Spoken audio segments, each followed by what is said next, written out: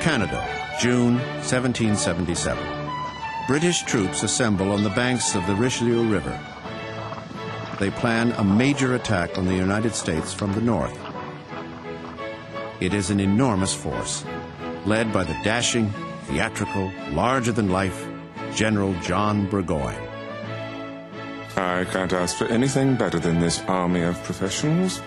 The mob of undisciplined provincials won't have a chance against them. I have instructed the officers to count on the bayonet. The rebels can't stand up against the bayonet. They hide behind trees, relying on their rifle pieces. Gentleman Johnny Burgoyne was a socialite general, a young man about town, charming, innumerable friends, very competent playwright. Burgoyne, better playwright than general. His farces are still worth listening to. In England, Horace Walpole, a political insider, comments. Ah, yes, Burgoyne the pompous. He's the natural son of Lord Bingley, but he did not inherit any of his estate. He's a gambler. Some say he cheats, but in fact he plays very well. I heard him speak in Parliament. He never impressed me much with his brilliance, but he's a useful commander.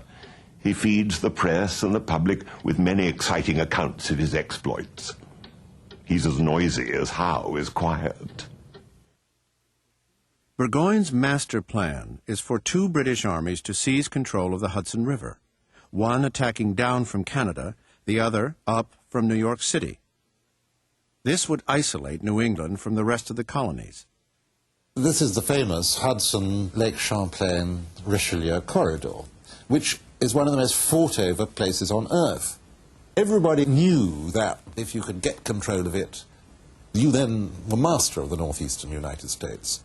And it was particularly important for the British to have control of it, because then they could use Quebec, Montreal at one end, and New York at the other as their two main bases, and just shoot up and down the corridor. And New England and most of New York would be cut off from the rest of what we'll call the United States. It wasn't yet the United States, but the rest of the United States.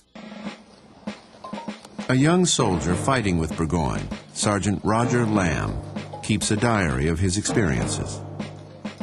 This is going to be a critical expedition. General Burgoyne tells us to get ready.